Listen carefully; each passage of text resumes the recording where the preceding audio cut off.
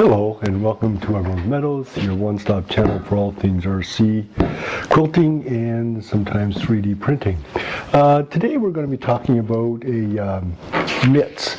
I have always had cold hands in the winter, and I can never have mitts everywhere. In my car, when I'm going outside, in the garage, everywhere I want to have mitts.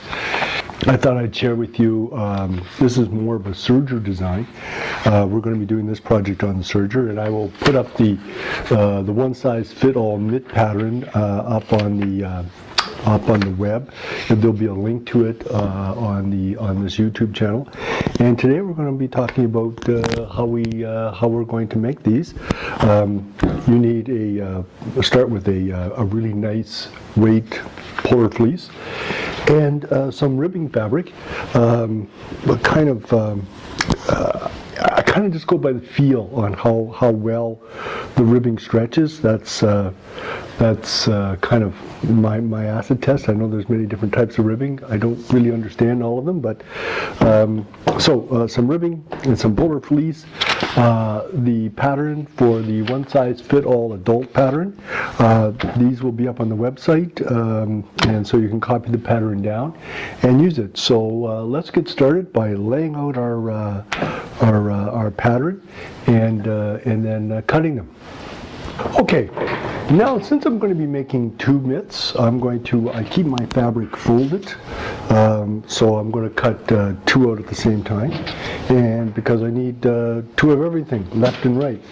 And the beauty of this design, it doesn't matter how you put this down. There's no up or down.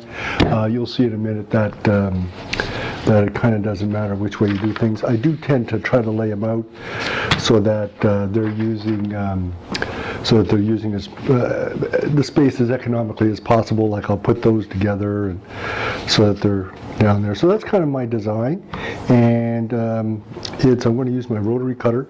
When I did the design, I just used a margarine lid to create these circles, so I'm not sure how good they are. So let's get started cutting these out. I'm just going to pin these on so they don't move.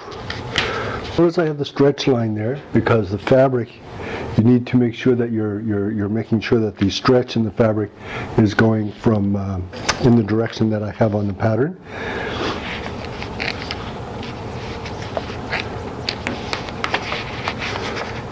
Okay, I got that all laid out. Now I'm going to start cutting. Little sample pieces. I made two sample pieces because I always put the thumbs in the wrong direction so that when you actually finished it, the seam was on the outside. So I kind of did these two little samples. I did these two little samples so that when I sew it, I'm always putting the seam in the right locations. So now that we have all of our pieces cut, okay, and my handy dandy samples to remind me which way to sew, we start by taking our palms and laying them down, and then taking our two thumbs and simply placing it right on top of each so that the curves match on each side and this flat piece matches. The bottom isn't going to match, and you'll see why in a minute. And we'll simply put the other thumb over on this side, and so that the curvature inside here matches as best as you can, as well as doing that. So we're going to place that on. We're going to serge around these two areas, and then we're going to flip the thumb around, and then we're going to serge around the thumb hole. So let's get started with the serger. So we have our two thumb pieces now that were assembled over on the table, and notice there's a little fabric tip there, but I wouldn't worry about it too much. It's going to get trimmed off. I think I will add a few pins, or my new best friends are these clamps. I've been using these a little bit more often now, just to keep my product in place as I'm stitching, rather than using pins.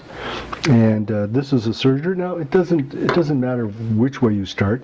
This is a 4-thread overlock that actually I worked on with my wife to basically learn how to do all the threading because threading these things is still a challenge unless you have the wealth to buy the baby lock with the auto feeder, which we don't, but this does the job just as well. Once you master the threading process, it's really quite a great machine. So let's get started. We're going to sew all the way down. We're going to attach the thumb to the palm, and we're going to just sew around the curve here. And I have this set to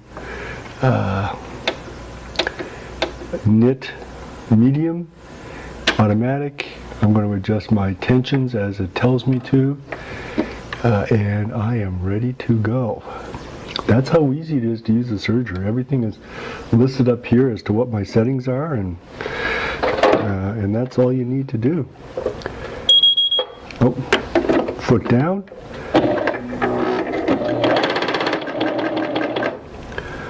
Keep your fabrics together.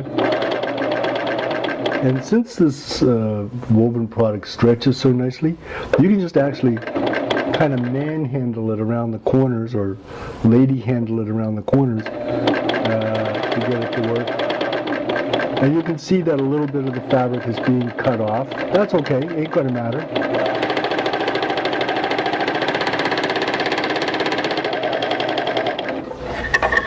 So that's the first seam that's serged. You can see we got a nice 4-thread overlock.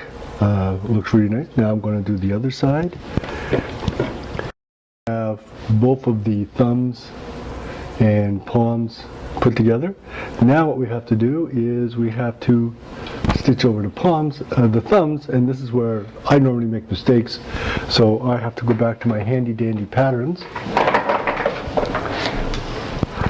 And that's why I did these, because this is the part where I normally mess up. So I have to take a look at my pattern and take a look at my thumb, and I have to think hard, think poo, and see how this matches that pattern good. So I fold that one this way, I fold it this way, and I'm going to sew around in that direction. Actually, I'm going to come up from over here and sew around, so that will match. No, I almost did it wrong, folks. If you notice the seam here, and the seam is closed off in here. I would have done that wrong again. I do that wrong all the time. What I need is this mitt, and so that the stitching is on the outside, and the stitching is on the outside, and then the thumb gets folded in this direction. That was close. I almost messed that up again. And the reason I did these templates is that I did this wrong. I had to have done it wrong 3 times. So I almost did it again. So this is correct now, but you can see now that I have all this bulk here. So I'm gonna have to serge around that bulk. Which direction am I going to go? I think I'll start at the thumb. It seems to be pretty good.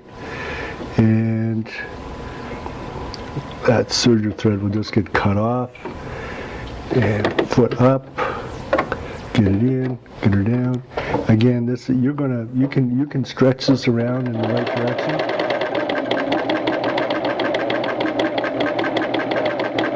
Now I gotta go pretty slow when I'm doing my thumb.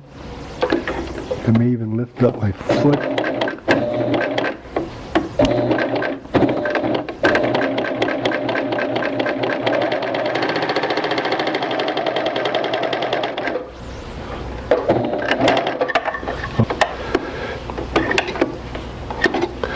Now we're going to do the other thumb, and again with the seam out,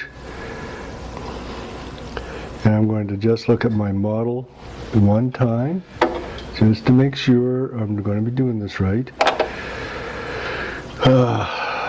Seam out and thumb around. Perfect. Okay, I'm in business again. It worked a bit better going in that direction. Both sides are nicely sealed. So now I have the palm and thumb done. Okay, now that the palm and thumbs are done for both, now we have to attach it to the back of the hand. And put that there and that there, and they simply get, I find it easier just laying the thumb flat and placing them on top of each other, and there should be a fairly good match all the way around. This isn't that, the hard part is actually doing that thumb, and that's why I mentioned I do that sometimes on the sewing machine, because I find the serger, since its sewing surface is so long, it's hard to manipulate the fabric inside that long surface in order to get that done. And I'm just going to pin this in place in a few places. Okay, now for the next step, we're going to be attaching the back and the palm and the thumb together, and that's just whipping right around, making sure that when you get to this thumb area, that you make sure that you get where the thumb is joined here, make sure that you get all the different fabrics all connected together there. So let's move along.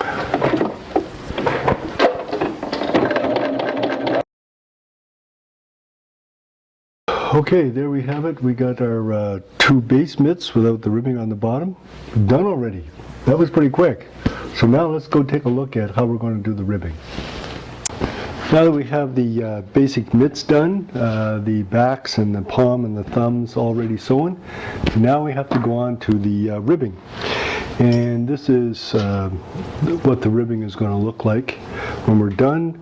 This is the mitt. The stretch is going in this direction, so it goes easily over the wrist. The reason why this is this mitt's still here is because, as I mentioned earlier, guess what? I did the thumb wrong on these mitts. That's why they're here. Boink, they're garbage. So what I do is I start with, I make a tube of the ribbing.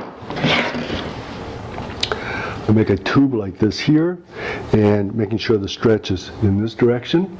And what I'm going to do is I'm going to cut the tube, and then they get folded in two as they get sewn onto the mitt. So let's get started. For the mitts, the ribbing, the adult is 5.5 inches. The adult is 6 inches. So the width of the the total width of this here ribbing is 6 inches. So it's 3 inches folded in half. So that's what I found works best for adults. You may like different widths, different openings. The 6 inches is this opening here that you put your hand into. So 6 inches in circumference, 3 inches across. So that's what I'm going to do is I'm going to simply measure 6 inches along here. Okay, now my cutting direction. Okay, and I use the lines on the table to get myself as square as possible. Like that. And now I'm going to go over and measure my distance, which is 6 inches. 1, 2, 3, 4, 5, 6. Okay. And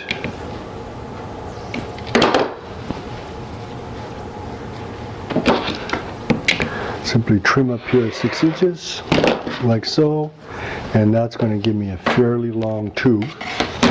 So now that I have, I've cut my ribbing fabric and folded it in the direction so that the stretch is going in this direction, I'm now going to serge all the way down the side of this product.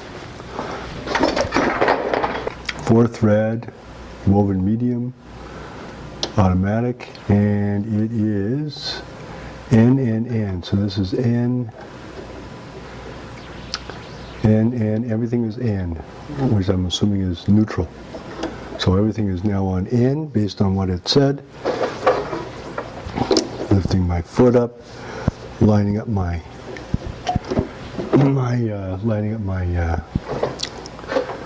my feed dogs and the edge, and okay, now that I have this all sewn and I have one big long sausage tube, next step I'm going to do is I'm going to cut this to the length I want, twice of whatever I want my cuff length. So if I want a 4-inch cuff length, I'm going to cut this 8 inches because we have to fold it in two, and that's what I'm going to show you next. And then we have to attach it to our main mitt, sew it, and we are done. Okay, so now that we're going to start doing our ribbing, we're going to make our ribbing whatever works for you. This one here that I'm looking at is 2 inches. I'm going to probably make it, just be on the safe side, I'm going to make them 5 inches. 1, 2, 3, 4, 5. Cut with my scissors.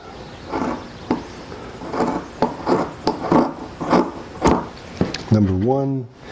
And 1, 2, 3, 4, 5. 1, 2, 3, 4, 5. Get them as level as I can. Okay. So these are my 2 ribbings that I've cut to 5 inches each. One is a little bit longer than the other. Guess what? No one's going to notice. Now what I'm going to do is I'm going to turn these inside out. I'm going to turn them inside out so that none of the seam is showing, okay? So I'm going to fold it in two, okay, so that all the seams are in the inside, tucked away, and when you look at it on the outside, there's absolutely just the seam showing, but there's no raw threads.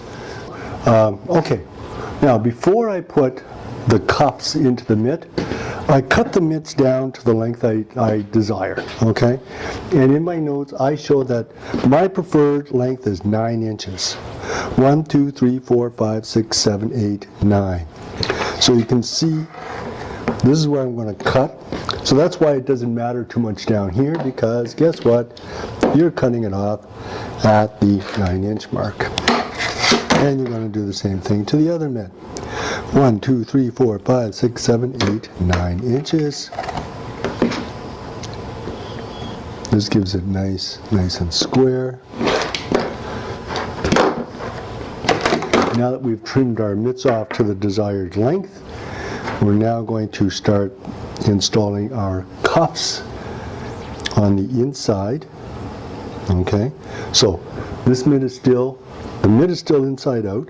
The cuff is now folded so that all the raw edges are tucked in and it's all good fabric showing around. I'm going to tuck this inside of the mitt. Okay, and we're going to start by putting in 1 pin. Doesn't matter where, you're going to put in 1 pin. Now notice I put my pin heads out because that's where I'm going to be pulling them out. Then I stretch my cuff inside right across, and then I put a pin on the other side from where I stretched. Okay, then I do the same thing. I use 4 pins, I stretch it, hold it with my fingers, and then put in a pin. And I stretch it one more time in the other direction, hold it with my fingers, and put in a pin. So I end up with 4 pins in the 4 different directions, north, south, east, and west. North, south, east, and west, and I've stretched it all the way around as I did it.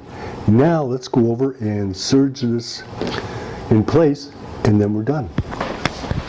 Okay, now we're at the final stages, and actually, to be honest with you, this isn't as hard as what you may think with the serger. Once we get everything going, pull out my first pin. Oh, I forgot to change my fabric, so I'm going to move this over to knit heavy. Knit heavy and automatic NN, and then this goes to 3 and this goes to 3. Okay, now we're ready to go. Putting my fabric in, putting my foot down. Now I'm pulling the fabric as I go around to keep the stretch in, and pulling my needles out, so you can see I'm adding tension to the fabric all the way around, making sure I don't put my my pins into the